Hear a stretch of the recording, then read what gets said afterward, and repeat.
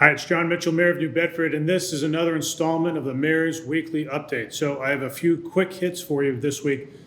First off, I wanted to talk about the storm we just had.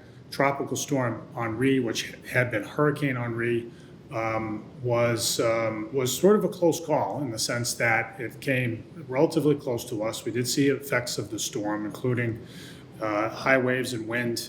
And some rain. We had about 10 trees fall down, and then there were other big branches that fell down in places across the city. I want to thank everybody, especially the city employees that worked very hard to prepare for the storm. They did a lot of work last week and doing things like cleaning catch basins and trimming trees. They also, our emergency personnel did a lot of work getting ready to make sure that we could attend to people in prone areas and vulnerable areas. So I want to thank them. And overall, it was a good dress rehearsal for a bigger storm. We could have another hurricane in a couple of weeks just as easily. It's that active of a hurricane season, and our guys did a good job working through the kinks. It's been a while since we've had a storm like that, and so we're even more ready as a result of having gone through it. So thank you. The second thing I want to talk about are vaccines. Again, we have clinics all around the city. You can find the list on the city's website. It'll be up on social media. We need, of course, to continue to get people vaccinated. Very significantly this past week, the Pfizer vaccine was given final approval by the Food and Drug Administration. So it's got the full blessing. And so it's not a temporary approval anymore. It's final. So I know a lot of people were waiting for that to happen before they got their shots. And so we've made sure that the Pfizer vaccine is available at all of the clinics that we're running now. And so you have the opportunity to get it. It's final, and it's safe, and of course it's effective. And now with the Delta variant growing so rapid, spreading so rapidly, it's more important than ever to get it, of course.